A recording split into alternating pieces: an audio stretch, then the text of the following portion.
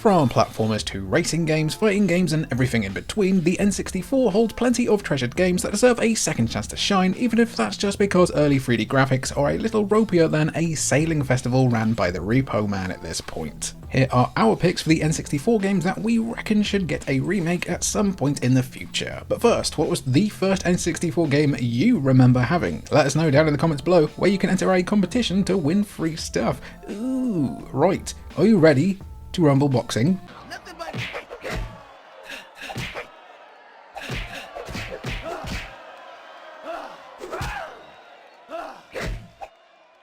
We can pretty much all agree that the world needs more boxing games, right? Even if they would have Jake Paul all over them these days. We took the overabundance of Fight Night games for granted back in day, and now we're lucky to see anything similar. Sure, there's Undisputed that's still in early access, and Muhammad Ali's in WWE 2K24 for some reason, but there were also plenty of arcadey 3D boxing games during the PS1/PS2 and N64/GameCube era. One boxing game in particular that deserves to make a comeback in some capacity is Ready to Rumble Boxing, which arguably takes the cake as one of the most ridiculous sports games ever made. Admittedly, the original characters on offer in this game stray wildly into stereotypes to Bugs Bunny levels.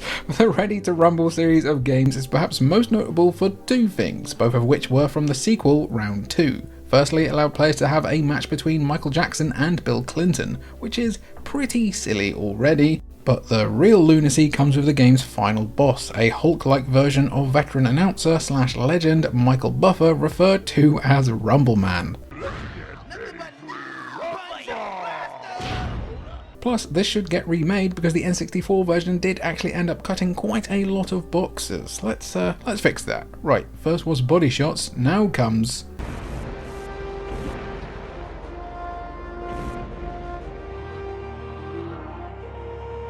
games about an alien invasion are about as commonplace as the aliens currently living among us. That's definitely not me. Definitely not me. Anyway, the concept of body harvest might not sound that engaging when you first hear about it, as you control the most video game character ever called Adam Drake as he tries to put a stop to an alien invasion. But the twist here is that the aliens have been coming for the past century, once every 25 years to be precise. Talk about edging. As Adam, you'll travel back to each individual invasion and try to put a stop to it. Body Harvest comes from a pre-GTA 3 DMA design and showcases elements of the gameplay that the team who'd later rebrand as Rockstar North would become known for, including free roaming gameplay and various missions to complete. A time-hopping adventure against an alien menace might not be an original pitch these days, especially as there's still Serious Sam games being made. Siberian Mayhem is a real whipper, by the way, but one that gives players wide open levels to explore and does some interesting things with its time mechanics might be worth re-exploring in the future, or the past. It's got time in it, ooh. That might happen when Rockstar decides they've made enough money from GTA Online Shark Cards, which will be never, because capitalism is a thirsty beast that will never truly be satisfied. Hey, don't worry, look at this Kirby pillow, very nice.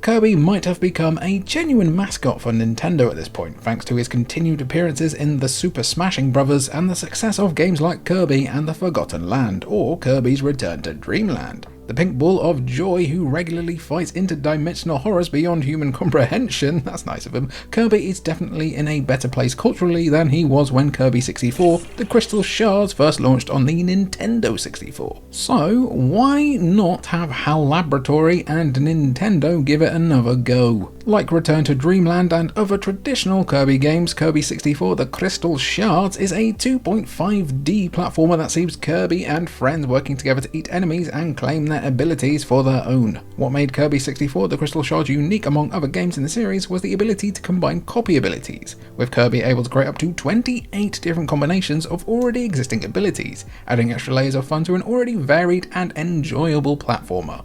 The original game is available on the Nintendo Switch Online emulator, but let's put a fresh coat of paint on this bad boy. What did you guys think of Forgotten Land, by the way? That game was pure heaven for me. Speaking of,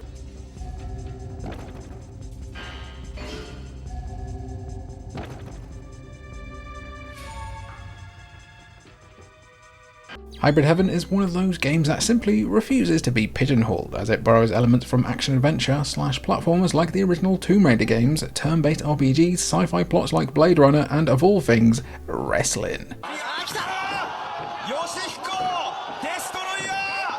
If that all sounds like your jam, allow us to remind you that Hybrid Heaven was developed by Konami, and while the Japanese company is deep in their remake era at the minute, with MGS3's remake on the way, please be good, I need this. Hybrid Heaven is probably a bit too obscure to get the same treatment. But we freakazoids can dream. Players control a lad by the name of Mr. Diaz, a hybrid created by a secretive alien race living in a bunker underneath Manhattan, and yes, we can tell we've charmed you already. There's a lot going on with the plot and world building in this bonkers game, but basically some alien bad guy wants to conquer Earth by replacing world leaders with alien human hybrids like it's a forgotten Treehouse of Terror episode, and so you'll team up with some good aliens to stop it from happening. What this translates to is multiple hours of running, jumping and suplexing your way through underground bunkers and research labs, which you only really get in Resident Evil 4 these days. With a weird plot, unique gameplay mixtures and ludicrous characters, there's plenty of reasons why Hybrid Heaven deserves another chance. Or else we're going to do some mischief. Mischief? Violent crime? Same thing.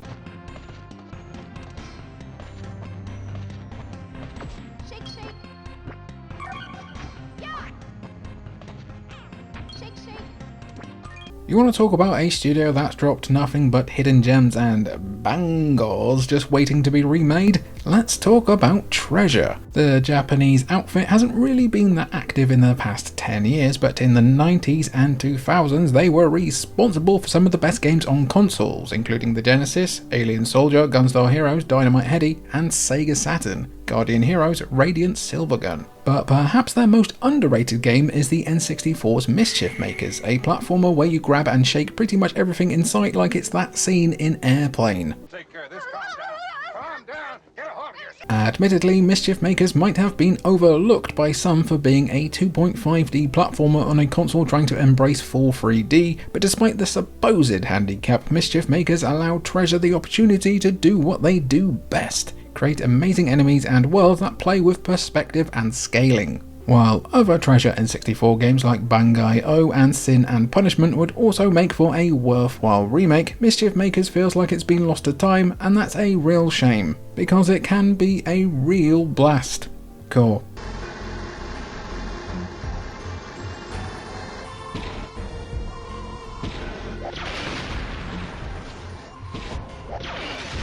Also known as that brutally hard game that was released as part of Rare Replay, Blast Corps is a fiendishly difficult driving / destruction hybrid that tasks players with destroying key objectives in either a certain time limit or with some other restrictions in place. It's hard to put into words just how difficult and frustrating Blast Corps could be, especially when you're playing as a dump truck that likes to drift as if you're playing Burnout, but when you've finally nailed a tricky level, it's endorphins and serotonin overload. Feelings, what are they? A remake of Blast Corps would be interesting, though unlikely considering it's an Xbox property at this point, as Rare, or whoever would be in charge of developing it, would be able to leverage modern technology to create some realistic but still fun destruction physics. Using your vehicle to strategically topple a building instead of just ramming it and hoping the whole thing drops would be interesting. It seems like indie creators agree that Blast Corps should be remade as well, with games like Abyss, Build to Destroy, Instruments of Destruction, and Tear Down, what a banger by the way, leading the charge of a new wave of Blast Corps-esque destruction porn, though none have had that difficulty or memorability that Blast Corps ever had. The people need and crave more drifting dump trucks, even if that level gave everyone who played it more trauma than Anakin Skywalker on Blackpool Beach. My imagination are those Imperial probe droids dead ahead. They're attacking those.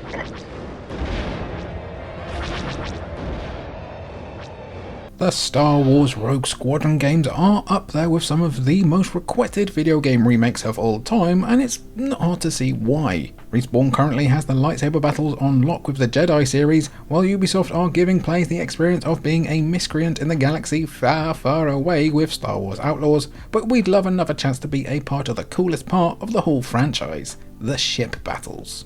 A remake of Star Wars Rogue Squadron would fit that bill entirely. Set during the first two films, players control both Luke Skywalker and Wedge Antilles as they lead the titular Rogue Squadron on missions against the Empire across the galaxy. While the formula and gameplay of Rogue Squadron were improved in the sequel, which was the also excellent Rogue Leader for the GameCube, the basics on display here in Rogue Squadron have cemented its place as one of the most iconic Star Wars games ever made. Let's have another one, yeah?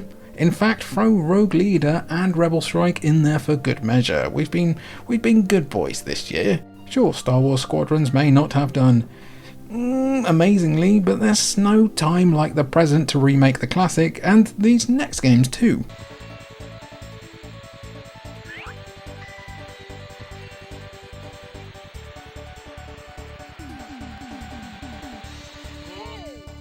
Games of the mid to late 90s heading into the 2000s were very much obsessed with extreme sports, snowboarding especially. The N64 alone already had 1080 Avalanche, and there's obviously the legendary SSX series once you reach the PS2, Xbox and GameCube generation, but one snowboarding game that's been overlooked over the years is Snowboard Kids. Perhaps that's because the game was compared rather unfavourably to Mario Kart back when it first launched, but snowboarding and Mario Kart style power-ups sound fine to us. Developed by those mad lads at Atlas who are too busy making teenagers kill God to work on a remake of a snowboarding game, Snowboard Kids was still an incredibly enjoyable and competitive take on going downhill fast. Its sequel, the aptly named Snowboard Kids 2, improved on the formula even more with additional characters, new tracks and an actual single player story mode, making for an even better game. Stick both of them together in a remake and maybe we would use it as an agenda to bully EA into an SSX remake. It's all about the long game, baby. You will have been waiting 22 long years for anything new from the next series, though.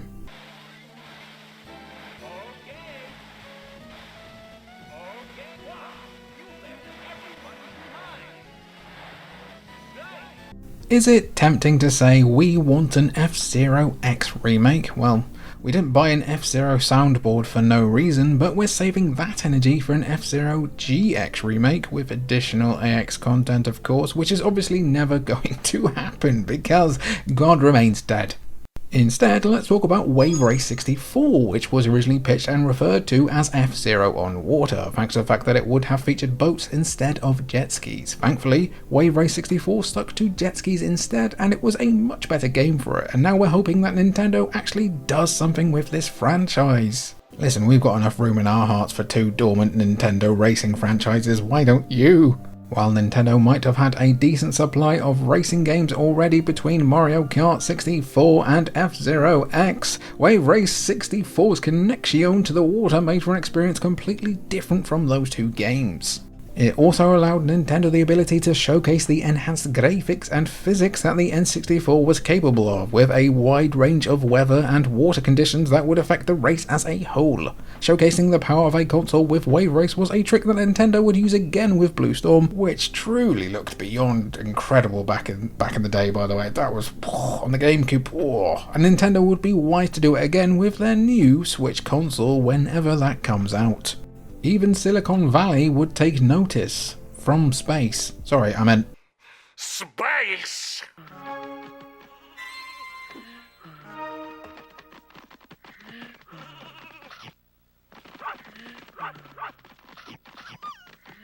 Listen here, you want an example of a game being massively ahead of its time? Compare Space Station Silicon Valley to Super Mario Odyssey and you'll see a lot of the same DNA in both games. Granted, Nintendo already had a pretty solid base to work from when it came to 3D Mario platforming, but the added element of Cappy hijacking enemies' minds so Mario can harness their abilities was lifted almost entirely from Space Station Silicon Valley. Turns out that DMA design was ahead of their time in more ways than one. Especially after they got that Lemmings infestation under control, eh? Oh no, More Lemmings is the funniest video game name of all time, and you can't convince me otherwise. It reminds me of that ancient tarantula eggs meme, if anyone remembers that. Players control a robot named Evo, who has unfortunately been reduced to a microchip because of a ship crash. Rapidly losing power, Evo is forced to attack various animals in order to hijack them and use their abilities for their own purposes. Sound familiar? What adds another dimension to Space Station Silicon Valley's gameplay is that certain animals can only exist or survive in their preferred environments, so good luck trying to make a polar bear survive in the jungle biomes. It didn't work in Lost for that polar bear, it's not gonna work here. With a new coat of paint or some new biomes and animals or both, Space Station Silicon Valley deserves another go. And that was our, oh, I've got an itchy cheek, and that was our video going over some N64 games that we want to be remade. We wanted to do a Hidden Gems video first on the N64, but the library is so small, it's like, and it's been covered so much over the years, it's like, is there even anything left to say, like, interesting, you know? But if you want to see that, let us know, down in the comments hole, down below. I've been Jimmy for Cultured Vultures, and thank you for watching. I've forgotten this outro completely, someone's gonna have to remind me. It's like the 6th video I've forgotten it in. Right, bye!